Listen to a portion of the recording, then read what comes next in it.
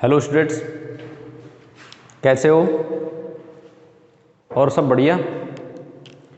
देखो, कल हमने क्या पढ़ा था? मोल कंसेप्ट या मोल संकल्पना। क्या पढ़ा था? मोल कंसेप्ट या मोल संकल्पना। और उस मोल संकल्पना के आधार पर मैंने आपको अणु परमाणु की ग्रामों में मात्रा, आयतन और ये सब निकालना क्या बताया था? इन सभी का कैलकुलेशन करना बताया था कि अणु को कैसे तो हम परमाणु में परिवर्तित करते हैं, कैसे तो हम परमाणु में परिवर्तित करते हैं, और कैसे इनको मोलों की संख्या में परिवर्तित करते हैं, और कैसे इनको द्रव्यमानों में परिवर्तित करते हैं। और फिर मैंने नेक्स्ट जो लास्ट में बताया था कि जो अणु परमाणु हैं इनको कैसे आयनों में, उसमें आयतन में परिवर्तित किया जाता है। और नेक्स्ट मैंने बताया था कि एनटीपी पर किसी गैस के एक मोल का जो आयतन है, किसका? एक मोल का जो आयतन हो वो कितना होता है? 22.4 लीटर होता है। कितना होता है? 22.4 लीटर। लेकिन एसटीपी की बात करें तो ये होता है 22.7 लीटर। 22.7 लीटर। एनटीपी का मतलब होता है normal temperature and pressure. Normal temperature and pressure. Normal temperature and pressure का जो मतलब होता है वो क्या होता है?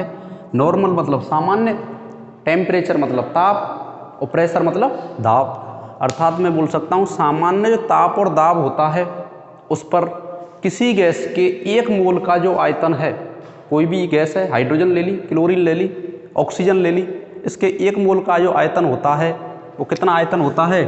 22.4 लीटर होता है। कितना लीटर होता है? 22.4 लीटर होता है।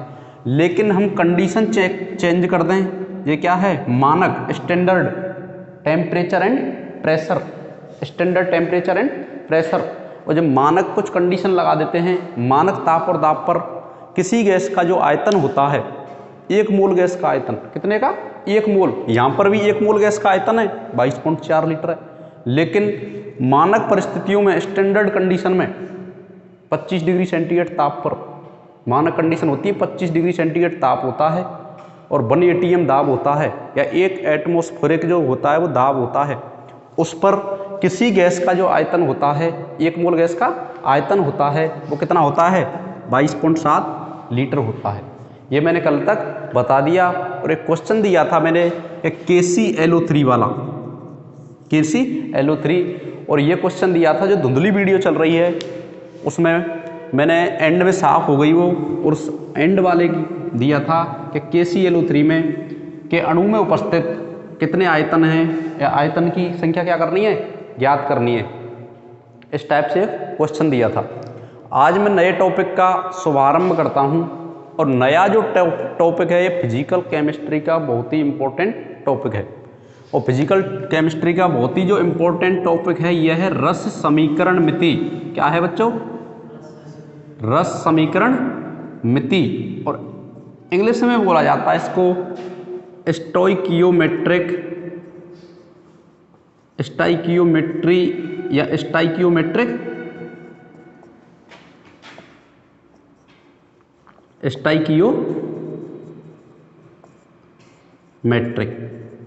रस समीकरण मिति। हिंदी में नाम नहीं दे रखा है 11th क्लास की बुक में, ओनली ये दे रखे हैं स्टोइकियोमेट्री या स्टोइकियोमेट्रिक, स्टोइकियोमेट्री या स्टोइकियोमेट्रिक। और इसमें क्या नहीं दे रखा है? हिंदी में नाम नहीं दे रखा है, रस समीकरण मिति। देखो इसका मतलब क्या है, आप कहीं पर भी लैब में काम करने के लिए गए, जो बड़ी बड़ी लैब होती हैं, दवाई गोली वगैरह बनती हैं, कोई भी विलियन वगैरह बनते हैं, और जब काम करने के लिए वहाँ जाते हो कि एक साइंड उसमें जो केमिकल बनते हैं, मान लो HCl का फॉर्मेशन करना है, हाइड्रोक्लोरिक अम्ल का, तो आपसे पूछेगा जब इंटरव्यू होता है, बन ये बताइए आप इसमें जॉब करने के लिए तो आ गए, कि HCl का निर्माण करने के लिए आपको पता है H2 और Cl2 से HCl का निर्माण होता है। किसका निर्माण होता है? HCl से। और भी विधियों से हो सकता है। तो वो पूछ सके, सबसे पहले पूछेगा यहाँ पर कितने मोल तो आपने H2 के लिए, कितने मोल Cl2 के लिए, और कितने मोल बनाना है हमको? 2 HCl। वो आपसे डायरेक्ट क्वेश्चन पूछेगा कि 2 मोल HCl के बनाने के लिए कितने मोल H2 की और कितने मोल Cl2 की आवश्यकता होती है। तो आपको पता है इस रस समीकरण विधि या स्टोइकियोमेट्री के बारे में तो आसानी से बता देंगे, और यदि आपको नहीं पता है तो आप साइलेंट चुप हो जाएंगे। और वो ये भी पूछ सकता है, ये तो मोलों के बारे में पूछ लिया कि 2 मोल बनाने के लिए कितने मोल की आवश्यकता होती है, वो भाई ग्रामों में पूछ सकता है। मान हमारे को मान लो 30 ग्राम HCl बनाना है, कितना ग्राम, 30 ग्राम। वो पूछ सकता है 30 ग्राम HCl बनाने के लिए कितने ग्राम Cl2 की और कितने ग्राम H2 की आवश्यकता होती है। भाई ग्रामों में पूछ सकता है वो कि हमको 30 ग्राम HCl बनाना है, इसमें कितने ग्राम तुमको H2 की आवश्यकता होगी और कितने ग्राम Cl2 की आवश्यकता होगी। ये भी तो पूछ सकता है। ये भी पूछ सके वो ये भी तो पूछ सकता है कि 2 अणु किसके, HCl के अणु में दे सकता है, वो अणु में भी दे सकता है। 2 अणु HCl के निर्माण के लिए कितने अणु तो H2 की आवश्यकता होती है और कितने अणु Cl2 की आवश्यकता होती है। वो या तो मोल में दे दे तो मोल में ही आंसर यहाँ देना पड़ेगा, यदि वो ग्राम में दे दे तो ग्राम में ही आंसर देना पड़ेगा, यदि वो अणु में दे दे तो अणु में ही आंसर देना पड़ेगा कि कितने अणु से HCl के 2 अणु का निर्माण होता है। 2 अणु का निर्माण होता है। 2 मोल HCl के निर्माण के लिए कितने मोल H2 प्लस Cl2 की आवश्यकता होती है। और 30 ग्राम, मान लो 30 ग्राम 50 ग्राम कितना भी हो सकता है, ये तो 30 ग्राम HCl के निर्माण के लिए कितने ग्राम H2 और कितने ग्राम Cl2 की आवश्यकता होती है।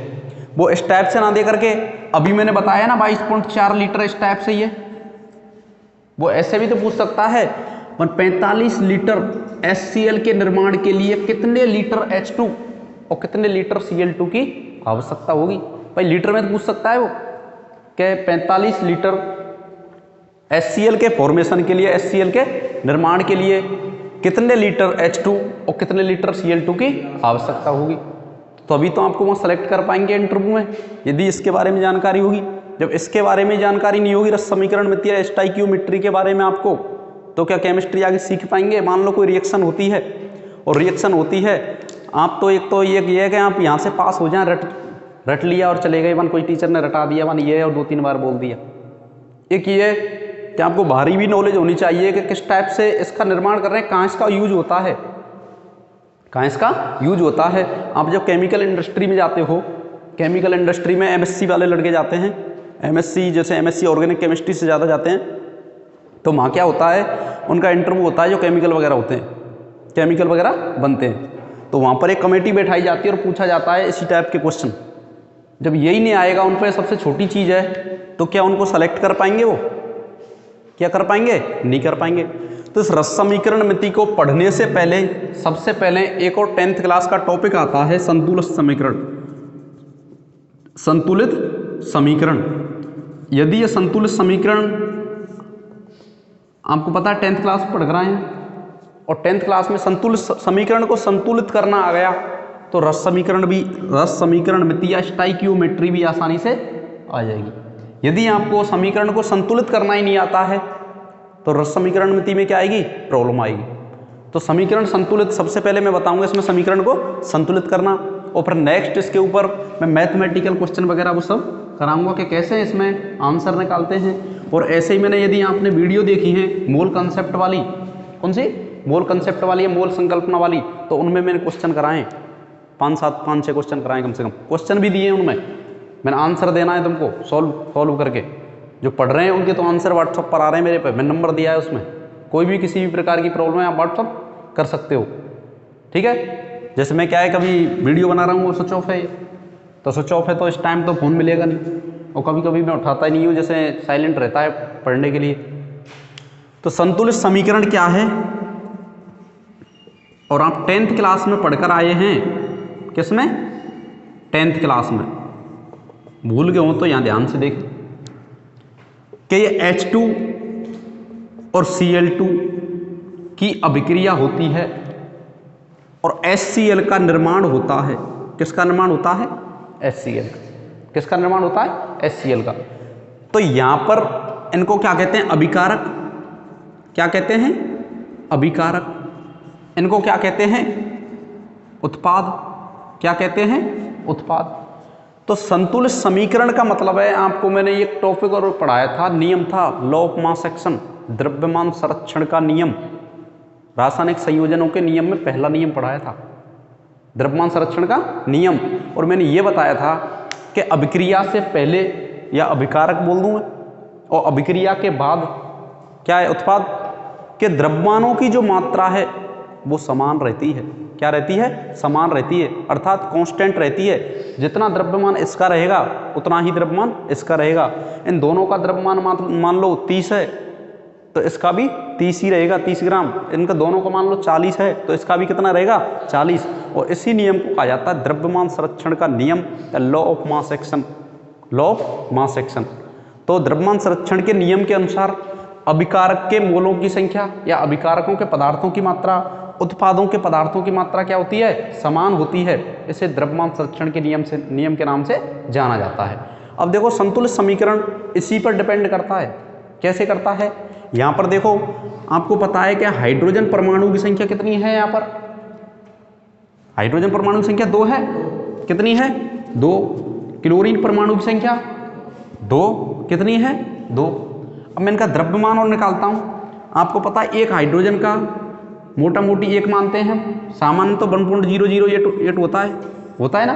तो कैलकुलेशन को सरल करने के लिए 1 मान लेते हैं हम। कितना मान लेते हैं? 1 मान लेते हैं। तो यहाँ पर एक हाइड्रोजन का द्रव्यमान तो कितना होता है?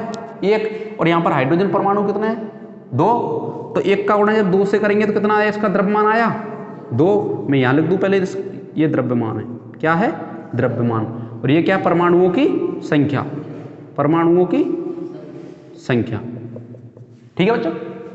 अब इधर देखो, क्लोरीन के कितने परमाणु हैं? 2। और द्रव्यमान, एक क्लोरीन परमाणु का द्रव्यमान होता है 35.453 और इसी को हम सामान्यतः मान लेते हैं 35.5। कितना मान लेते हैं? 35.5। कैलकुलेशन को सरल बनाने के लिए कितना मान लेते हैं? 35.5। अब देखो, एक क्लोरीन परमाणु का 35.5 है, कितना है? और यहाँ पर कितने क्लोरीन परमाणु हैं? 2। तो कितना हो गया? 71। 35 दूना 70 और 5 दूनी 10, 71। तो कितना हो गया? 71। इन दोनों को जोड़ देंगे, कितना द्रव्यमान आया अभिकारकों का? 73। 71 और 2 कितना आया? 73। ठीक है बच्चों। अब इधर देखते हैं, यहाँ हाइड्रोजन का 1 परमाणु है, क्लोरीन का भी 1 परमाणु है। हाइड्रोजन का 1 परमाणु है तो इसका द्रव्यमान की बात करें, सबसे पहले संख्या लिख दूं इसकी। परमाणु की संख्या कितनी है हाइड्रोजन की? 1। Cl की कितनी है? 1। और इसका द्रव्यमान की मैं बात करता हूं, किसकी? द्रव्यमान की। हाइड्रोजन का द्रव्यमान कितना है? 1 के लिए 1, और यहाँ पर 2 है तो तभी मैंने 2 माना था। यहाँ पर 2 माने थे, क्यों? यहाँ पर कितने परमाणु हैं? 2। और यहाँ पर कितने परमाणु हैं? 1। तो यहाँ पर द्रव्यमान कितना रहेगा? 1 रहेगा। यहाँ पर देखो Cl परमाणु है, क्लोरीन परमाणु। अभी मैंने बताया कि 35.453 रहता है, लेकिन कैलकुलेशन को सरल बनाने के लिए 35.5 का हम उपयोग करते हैं। ठीक है। तो 35.5 क्यों? आपको पता एक ही क्लोरीन परमाणु है। कितने क्लोरीन परमाणु हैं? 1। तो 1 क्लोरीन परमाणु है तो इसको क्या मानेंगे? 35.5। और इन दोनों को क्या कर देंगे? ऐड कर देंगे। कितना आया? 36.5। कितना आया? 36.5। तो एक चीज देखिए, क्या यह द्रव्यमान संरक्षण के नियम का पालन करती है अभिक्रिया? नहीं करती है। देखो यहाँ तो आ रहा है 73 और यहाँ कितना आ रहा है? 36.5। क्या यह अभिक्रिया द्रव्यमान संरक्षण के नियम का पालन करती है? आप बोलेंगे नहीं करती है। तो क्या करेंगे? क्या इस समीकरण को सबसे पहले संतुलित करेंगे। इस समीकरण को सबसे पहले संतुलित करेंगे, और संतुलित करने के लिए क्या करते हैं? जितने अभिकारक अणुओं की संख्या होती है उतने ही उत्पाद अणुओं की संख्या करते हैं। और यदि इसमें कमी है तो उसको इसकी जड़ में लगा के या आगे लगा के उसको पूरा किया जाता है। ध्यान रखना, यदि मैं जैसे 2HCl के सामने लगा देता हूं तो यहाँ हाइड्रोजन परमाणु की संख्या भी 2 है और Cl परमाणु की संख्या भी कितनी होगी? 2 होगी। यदि मैं 2Cl2 लिखता हूं तो यहाँ पर क्लोरीन परमाणु की संख्या कितनी है? इन दोनों का क्या कर देंगे? गुणा कर देंगे। क्या कर देंगे? गुणा कर देंगे। कितनी हो जाएगी? 4। H2 यहाँ पर अब तो 2 है और यहाँ मैंने आगे 2 लगा दिया तो कितनी हो जाएगी? 4। तो कितनी हो गई? 4।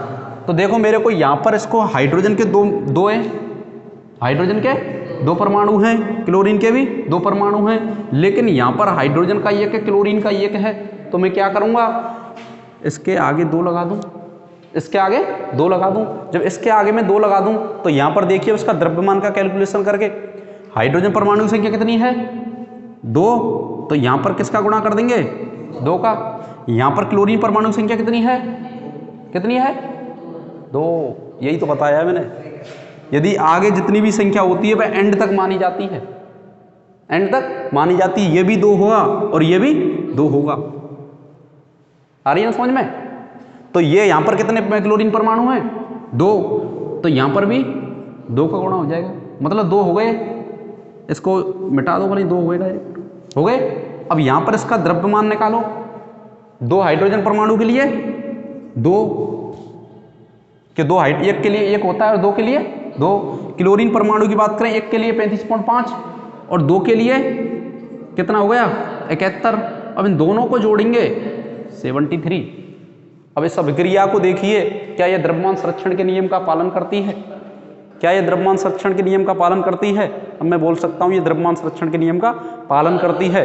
और इन दोनों में संबंध रहता है संतुलित समीकरण और द्रव्यमान संरक्षण में। यदि समीकरण संतुलित है तो वह अभिक्रिया द्रव्यमान संरक्षण के नियम का क्या करेगी, पालन करेगी। क्या करेगी, पालन करेगी। तो यह आपकी समझ में आ गया होगा। और नेक्स्ट मैं और एग्जाम्पल देता हूँ।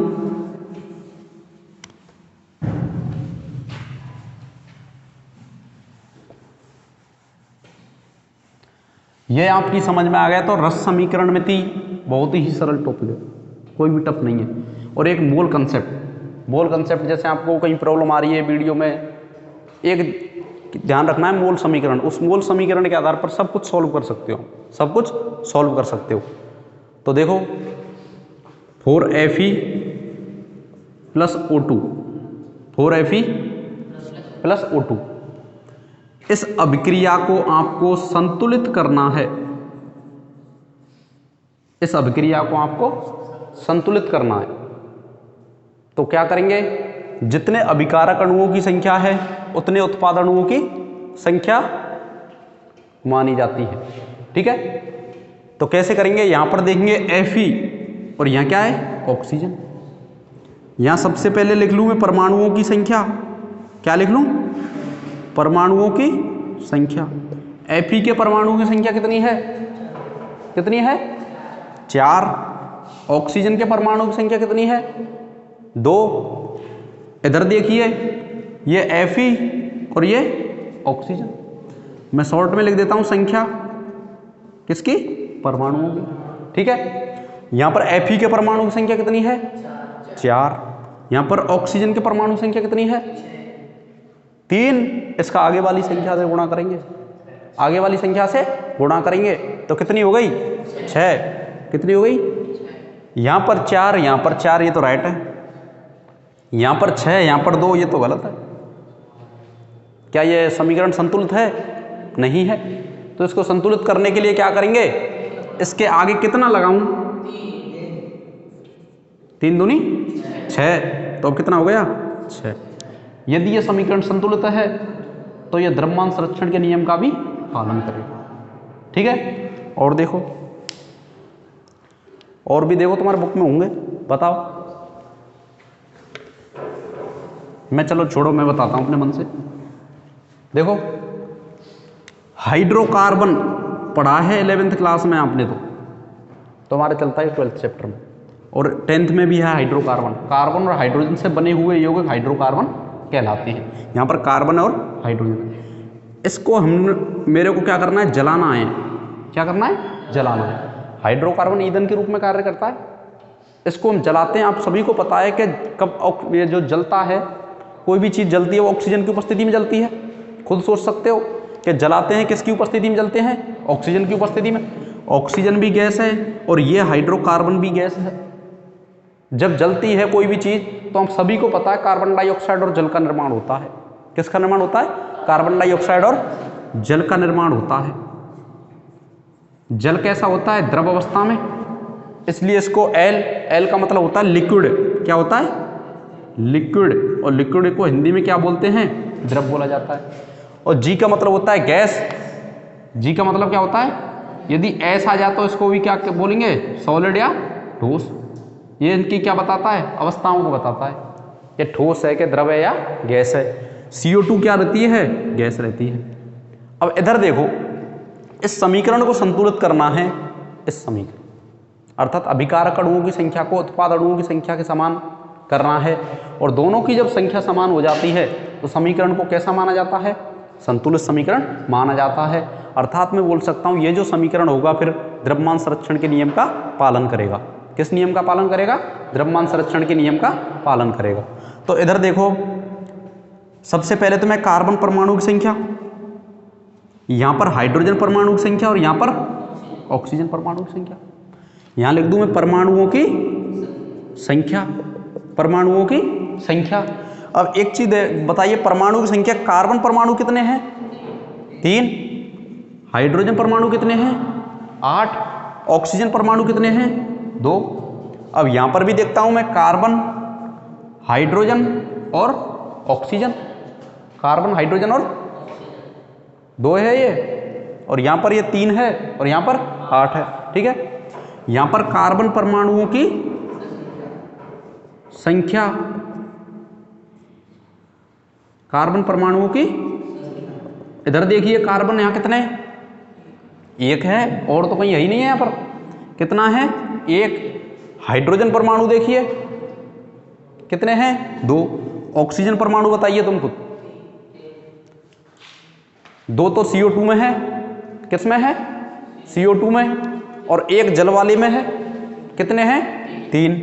अब यहां इसको और इसको मिलान करके देखिए, क्या ये समान है, नहीं है।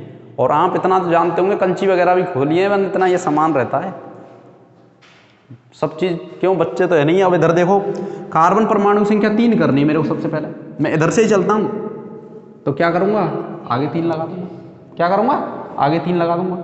अब देखो कार्बन परमाणु की संख्या यहां पर कितनी हो गई, 3 हो गई।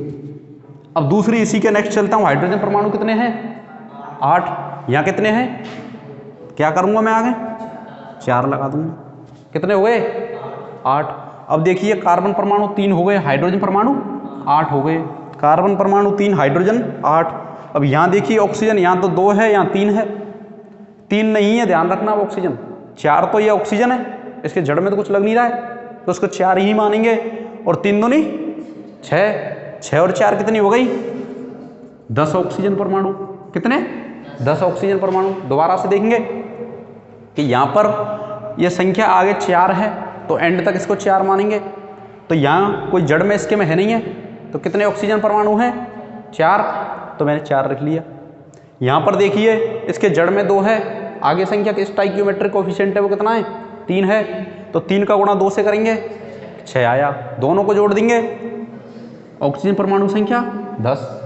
अब यहां देखिए ये सही है, ये सही है, दोनों राइट हैं, लेकिन ये अलग है, तो मैं क्या करूंगा, यहां मैं 5 लगा दूंगा आगे, और क्या हो गए, 5 दूनी 10। तो अब बताइए ये जो समीकरण है वो संतुलित है या नहीं है, संतुलित है। अर्थात मैं बोल सकता हूं कि यह जो समीकरण है द्रव्यमान संरक्षण के नियम या लॉ ऑफ मास एक्शन का पालन करता है, द्रव्यमान संरक्षण के नियम का पालन करता है। अब देखो यहीं से ही हम कनेक्ट करके चलते हैं रस समीकरण मिति या स्टोइकियोमेट्रिक कोफिशिएंट या स्टोइकियोमेट्रिक।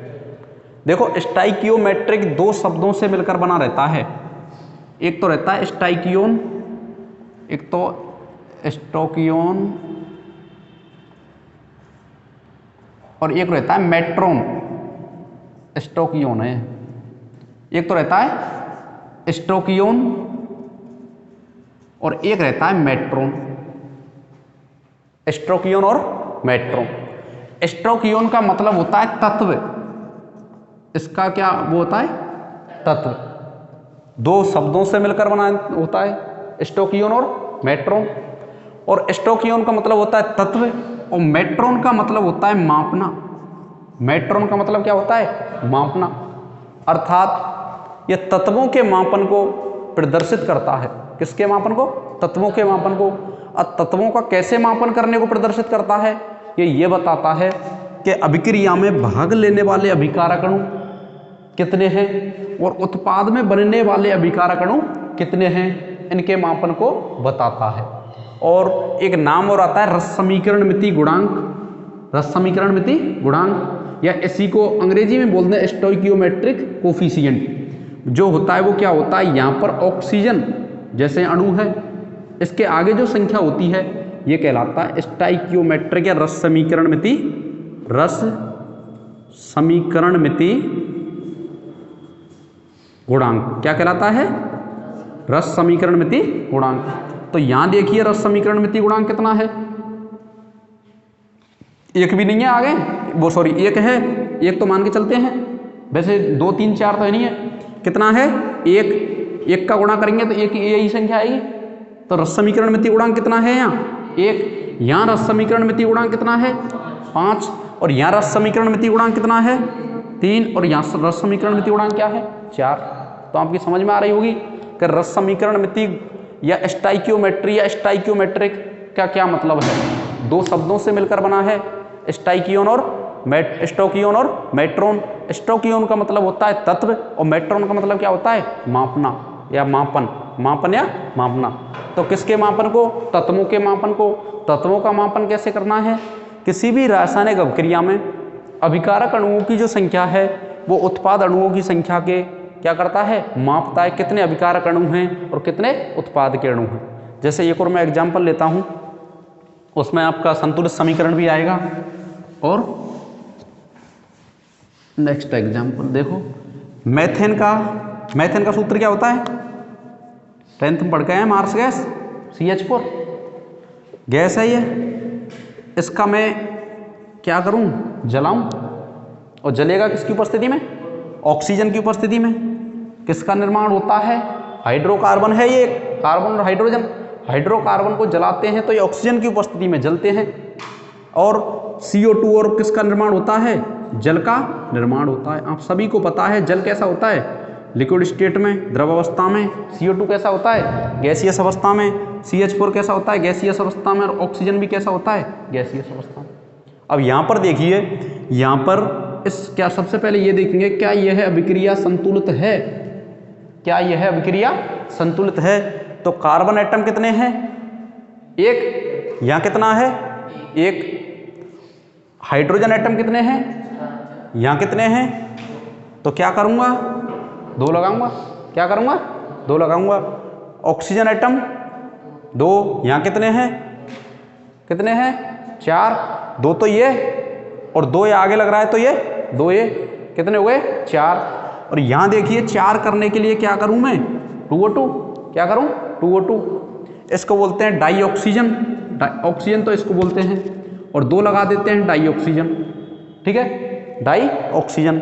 अब इधर देखो तुम क्या देखेंगे कि यहीं से सबसे पहले ये बताइए इसमें रस समीकरण मिति गुणांक कितना है, 1, ठीक है, नहीं दर्शाया जाता तो 1 होता है। यहाँ पर रस समीकरण मिति गुणांक 2, यहाँ पर रस समीकरण मिति गुणांक, और यहाँ पर 2। तो आपको पता चलेगा रस समीकरण मिति गुणांक। सबसे पहले तो अभिक्रिया को संतुलित किया, उसके बाद रस समीकरण मिति गुणांक। और तीसरा मैं कंडीशन बताता हूँ कि जब आपको अभिक्रिया संतुलित ही हो गई तो इसमें रस समीकरण मिति है वो भी अप्लाई हो गई, वो भी अप्लाई हो गई। अब तीसरा कंडीशन यह है कि इनमें जो इनकी स्टेट रहती है, अवस्था रहती है, इनको क्या किया जाता है, प्रदर्शित किया जाता है। यदि वो गैसियस है तो G लगाया जाता है, यदि वो द्रव है तो L लगाया जाता है, यदि वो ठोस है तो S लगाया जाता है, ठीक है। अब इसके बाद अब प्रैक्टिकल, जैसे मैंने बताया ना कि कितने कितने ग्राम बनती है, तो यहाँ पर देखिए CH4 का कितना मोल है, ये 1 है तो 1 ही मोल मानेंगे। तो CH4 का 1 मोल, कितना मोल, 1 मोल। इसका कितना मोल है, 2 मोल। आगे कितना लग रहा है, 2, तो कितना मोल है, 2 मोल। इसका देखो CO2 का कितना मोल है, 1 मोल। कितना मोल है, 1 मोल। और H2O का कितना मोल है, 2 मोल। तो हमसे पूछ ले कोई भी, मन 1 मोल CO2 और 2 मोल जल के निर्माण के लिए कितने मोल मेथेन और कितने मोल ऑक्सीजन की आवश्यकता होगी, तो आप आसानी से बता सकते हो कि 1 मोल तो मेथेन की और 2 मोल ऑक्सीजन की आवश्यकता होती है। वो ये भी पूछ सकता है कि 1 मोल मीथेन और 2 मोल ऑक्सीजन से कितने मोल CO2 व जल का निर्माण किया जा सकता है। तो आपको क्लियर दिख रहा है यहाँ कि 1 मोल मीथेन से 2 मोल ऑक्सीजन से क्रिया करेगा, 1 मोल मीथेन 2 मोल ऑक्सीजन से क्रिया करेगा और 1 मोल तो CO2 का निर्माण होगा और 2 मोल जल का निर्माण होगा, 2 मोल जल का निर्माण होता है। अब देखो यहाँ मोलों की संख्या है गई, अब मैं कणों की संख्या के रूप में लूँ, कणों की संख्या के रूप में, अणुओं की संख्या के रूप में, तो कितना अणु है ये, 1 है पूरा ही, कितना है 1, तो CH4 का 1 अणु, ये कितना अणु है, 2 अणु हैं, ये आगे 2 लग रहा है, कितने अणु हैं, 2 अणु, कितना अणु है, 2 अणु। इधर देखिए CO2 का कितना अणु है, 1 अणु, कितना अणु है, 1 अणु, और इधर देखिए H2 जल का कितना अणु है, 2 अणु, कितना अणु है, 2 अणु। तो अब बताइए आप कि एग्जामिनर या कोई भी जैसे इंडस्ट्री में जाते हो तो वह आपसे ये पूछ ले कि 1 मोल CO2 और 2 मोल जल के निर्माण के लिए, सॉरी 1 अणु कार्बन डाइऑक्साइड और 2 अणु जल के निर्माण के लिए कितने अणु मीथेन और कितने अणु ऑक्सीजन की आवश्यकता होगी। तो आप आसानी से बता सकते हो कि यहाँ पर 1 अणु तो मीथेन का काम आता है और 2 अणु ऑक्सीजन के काम आते हैं, और इन दोनों की क्रिया से 1 अणु तो CO2 का निर्माण होता है और 2 अणु जल का निर्माण होता है। या वो घुमा के ये पूछ ले कि जब 1 अणु मीथेन का 2 अणु जल के, सॉरी 2 अणु ऑक्सीजन के साथ क्रिया करता है तो कितने अणु कार्बन डाइऑक्साइड और कितने अणु जल का निर्माण होता है। तो आप आसानी से बता सकते हो कि 1 अणु मीथेन का जब 2 अणु ऑक्सीजन के साथ क्रिया करता है तो 1 अणु तो कार्बन डाइऑक्साइड का बनता है और 2 अणु जल का निर्माण होता है, 2 अणु जल का निर्माण होता है। और देखो इससे पहले मैंने आपको कराया था प्रतिशत संगठन, कराया ना, और मैंने पदार्थ की ग्रामों में मात्रा भी निकालना सिखाई, ग्राम भर, आणविक द्रव्यमान, परमाणुविक द्रव्यमान, ये बताए थे ना। तो उसमें मैंने बताई थी कार्बन परमाणु का द्रव्यमान वगैरह बताए थे। मैंने बताया कार्बन परमाणु का द्रव्यमान तो 12.01 होता है, लेकिन मोटा मोटी इसको 12 मान लिया जाता है कैलकुलेशन को सरल बनाने के लिए। ऑक्सीजन का होता है यहाँ पर 16, कितना होता है, हाइड्रोजन का होता है 1, हाइड्रोजन का होता है 1, नाइट्रोजन का होता है 14, नाइट्रोजन का होता है 14। तो यही ज़्यादातर अभी हमारे को काम आ रहे हैं, ठीक है। तो यहाँ देखिए सब आ गए यहाँ पर कार्बन, हाइड्रोजन, ऑक्सीजन। तो यहाँ देखिए कार्बन का कितना ग्राम है, 12 ग्राम, हाइड्रोजन 1 के लिए 1 ग्राम, कितने हाइड्रोजन परमाणु हैं, 4 हाइड्रोजन के लिए 1 गुणा 4 ग्राम, कितना हो गया, 4 ग्राम। तो CH4 में कितना ग्राम हो गया, 16 ग्राम, 16 ग्राम। दोबारा से समझेंगे, कार्बन का कितना होता है, 12 ग्राम, कार्बन का कितना होता है, 12 ग्राम। हाइड्रोजन 1 का 1 ग्राम होता है और 4 हाइड्रोजन के लिए 4 ग्राम। तो CH4 का टोटल जो द्रव्यमान वो होगा वो कितना होगा, 16 ग्राम। तो मैं यहाँ लिख सकता हूँ 16 ग्राम क्या है, ये CH4, क्या है CH4, क्या है CH4। ऐसे ही यहाँ पर देखो एक ऑक्सीजन का कितना है, 16, और यहाँ पर ऑक्सीजन परमाणु कितने हैं, 2 नहीं है, परमाणु 4 हैं, 2 दूनी 4। अणु बोलूँ तब तो 2 हैं, अणु बोलूँ तब तो 2 हैं, लेकिन मैं परमाणु बोल रहा हूँ तो परमाणु 4 होंगे, क्योंकि परमाणु को इससे रिप्रेजेंट किया जाता है जबकि अणु को इससे रिप्रेजेंट किया जाता है। मैं परमाणु ये बोलूँ तो 2 दूनी 4, और यदि अणु बोलूँ तो 2 होगा। और मैं परमाणु का द्रव्यमान ज्ञात कर रहा हूँ, किसका द्रव्यमान, परमाणु का द्रव्यमान। तो यहाँ देखेंगे ऑक्सीजन परमाणु का, एक ऑक्सीजन परमाणु का कितना होता है, 16, और 4 ऑक्सीजन परमाणु के लिए क्या करूँगा मैं, 4 का गुणा कर दूंगा तो कितना आ गया, 16 चौका 64 ग्राम, कितना ग्राम आ गया, 64 ग्राम। तो कितना आया बच्चों, 64 ग्राम, कितना आया, 64 ग्राम। किसका, ऑक्सीजन परमाणु, ऑक्सीजन परमाणु। यदि मेरे को अणु के रूप में लिखना है तो अणु के रूप में कैसे लिखूंगा, 2 × 32, 2 × 32 ऑक्सीजन अणु। कैसे, क्या आपको पता है, O2 का 1 का 16 होता है और 2 का 32, 2 का कितना हो गया 32, और 2 ये कोफिशिएंट आ गए इसलिए 2 का गुणा मैंने आगे कर दिया। यही समझ में भाई, एक ऑक्सीजन परमाणु के लिए 16 रहता है, कितना रहता है 16, और 2 के लिए 2 का गुणा कर दूंगा मैं इससे, 32 आ गया ना। किसके लिए, O2 के लिए, O2 की जगह मैंने क्या लिख दिया 32, 2 कोफिशिएंट है, 2 का गुणा कर दिया। तो मैं ये भी तो लिख सकता हूँ 2 × 32, 2 × 32। तो मैं ऊपर वाले को ध्यान रखना है परमाणु वाले को सरल करने के लिए, ठीक है। इधर देखो कार्बन डाइऑक्साइड का निकालता हूँ मैं द्रव्यमान। कार्बन का कितना होता है 12, 1 ऑक्सीजन का और 2 ऑक्सीजन का, देखो 44 ग्राम आया कि नहीं आया, आ गया। तो यहां देखिए 12 और 32 कितने हुए 44, तो कितना CO2 का ग्राम आया 44 ग्राम। कितना आया 44 ग्राम। यहां देखिए जल का, यहां पर हाइड्रोजन परमाणु एक के लिए कितना रहता है आपको पता है, एक। कितने हाइड्रोजन परमाणु हैं 4, 4 का गुणा कर दूंगा मैं, कितना हो गया यहां भी 4। तो हाइड्रोजन परमाणु का 4 ग्राम, जल का यहां पर सॉरी ऑक्सीजन का परमाणु है, ऑक्सीजन परमाणु के लिए 16 और आगे 2 लग रहा है मतलब 2 है, कितना है 2, तो कितना हो गया 32, कितना हो गया 36 ग्राम। कितना हो गया 36 ग्राम। तो कैलकुलेशन तो कर सकते हो आराम से, ये मैंने लिख दिया। यही तो जो गुणा भाग यही तो करना है, जोड़ और गुणा। और जोड़ गुणा तो हम तो पहली दूसरी क्लास से सीखते आ रहे हैं, पहली दूसरी क्लास से सीखते आ रहे हैं। यदि हाँ इनमें भी कोई प्रॉब्लम है, वैज्ञानिक संकेतन पद्धति में जोड़ भाग करना, जो कि इससे पहले मैंने करा चुका हूं, तो आप पूछ सकते हो और कोई भी प्रॉब्लम हो व्हाट्सअप कर सकते हो। देखो ये कितने ग्राम हो गया 44 ग्राम। अब मेरे से कोई भी लेबोरेटरी में पूछ सकता है तो मैं आसानी से आंसर दे सकता हूं। लेबोरेटरी में ये पूछे कोई 44 नहीं होगा सर, ये 36 होगा। कितना हो गया 36, ये 36 है ना, कितना है 36। तो एक चीज बताइए, लेबोरेटरी में मेरे से कोई भी पूछे पण सर 2 मोल जल के निर्माण के लिए, 2 मोल जल के निर्माण के लिए, 2 मोल नहीं सॉरी 36 ग्राम जल के निर्माण के लिए, कितने ग्राम 36 ग्राम जल के निर्माण के लिए कितने ग्राम मेथेन, कितने ग्राम ऑक्सीजन की आवश्यकता होती है, कितने ग्राम मेथेन और कितने ग्राम ऑक्सीजन की आवश्यकता होती है। तो देखो इनके बराबर 36, तो 16 ग्राम मेथेन और 64 ग्राम क्या हो गया ऑक्सीजन की आवश्यकता होती है।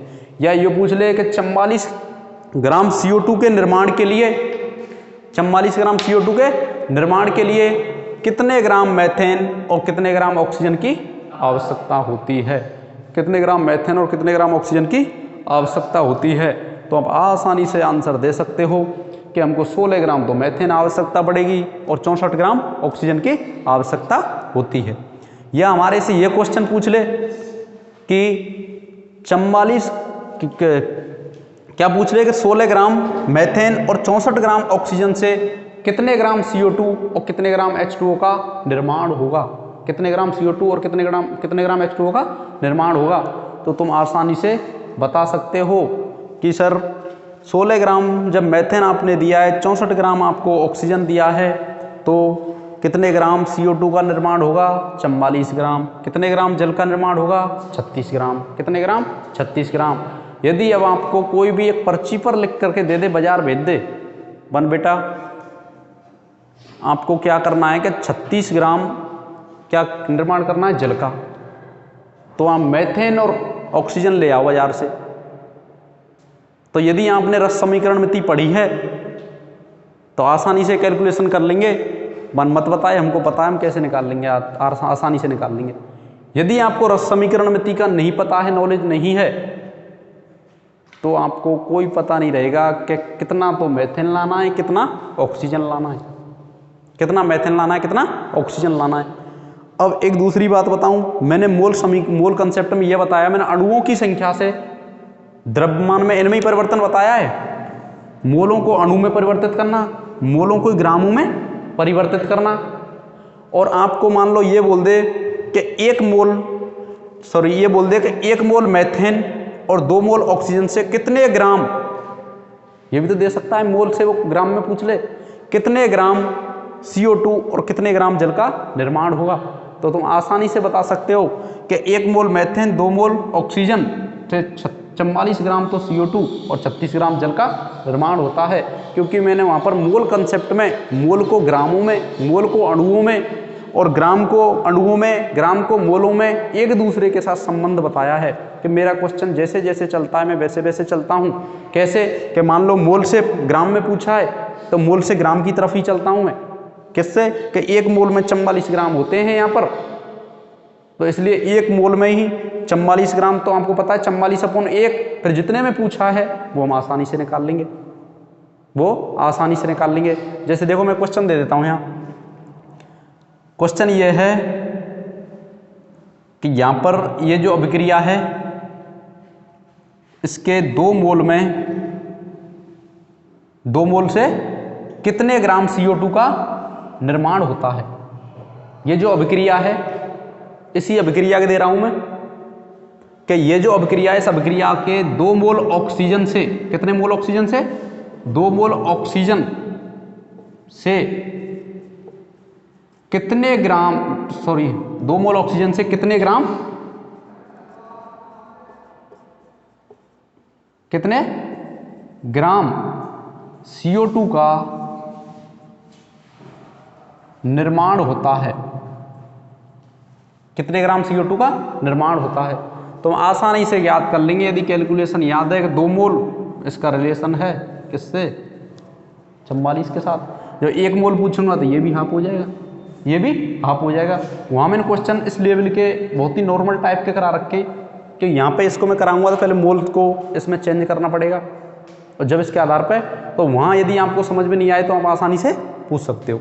ठीक है, अब इन पर क्वेश्चन है, इन पर आधारित कुछ क्वेश्चन है और उनको मैं क्या करूँगा कल, क्यों आपको ये सब याद करना है। पहले संतुलित समीकरण को संतुलित करना, और दूसरे बार रस समीकरण में गुणांक किसे कहते हैं, और इनसे ही आगे, और ये भी आना चाहिए। और एक और बता देता हूँ मैंने अभी बताया है कि STP पर 1 मोल गैस का आयतन कितना होता है, 22.4 लीटर। कितना होता है, 22.4 लीटर। तो यहाँ देखिए 1 मोल है, कितना है, 1 मोल ही तो है यहाँ, कितना मोल है, 1 मोल। इधर देखो कितना मोल है, 1 मोल। तो 1 मोल गैस का आयतन कितना हो गया, 22.7 लीटर। वो STP पर 22.7 लीटर कितना हो गया, 22.7 लीटर। यहाँ देखिए कितने मोल है, 2 मोल, और हमने 1 मोल के लिए 22.7 है, तो 2 मोल के लिए 45.4 आएगा कि नहीं आएगा, 2 का गुणा करेंगे 22.7 से तो कितना आया, 45.4 लीटर। यहाँ देखिए कितने मोल है CO2, 1 मोल, और 1 मोल में STP पर जो लीटर होता है 22.7 लीटर होता है, और 2 मोल में 2 का गुणा कर देंगे कितना आया, 45.4 लीटर होता है। दोबारा से सुनेंगे कि STP पर 1 मोल गैस का जो आयतन होता है वो 22.7 लीटर होता है। कितना होता है, 22.7 लीटर होता है। तो यहाँ देखिए ये 1 मोल है कि नहीं है, 1 मोल है, तो मैं 1 मोल की जगह ये लिख सकता हूँ, तो 1 मोल की जगह कितना होगा, 22.7 लीटर। यहाँ देखिए कितने मोल है, 2 मोल, मैं ये लिख सकता हूँ 2 × 1 मोल, इसका गुणा करेंगे 2 मोल ही आएगा, आएगा नहीं आएगा, 2 × 1 मोल। अब 2 × 1 मोल, 1 का मान दे रखा है हमारे को 22.7 लीटर, कितना दे रखा है, 22.7 लीटर। तो 2 × 22.7 लीटर, 22.7 लीटर। अब इसको गुणा करेंगे तो यही तो आएगा, आएगा नहीं आएगा, नहीं आ रही समझ में। देखो इसको जब मैं गुणा करूंगा 2 × 1 मोल, तो 2 × 1 करेंगे तो 1 मोल ही आया, आया कि नहीं आया, 2 × 1 करेंगे तो 1 मोल ही आया। 2 हमने आगे लगा लिया, 1 मोल का मान ये यहाँ से रख दिया, कहाँ से रख दिया, यहाँ से रख दिया। तो 2 का गुणा इससे करेंगे तो 45.4 लीटर ही तो आया।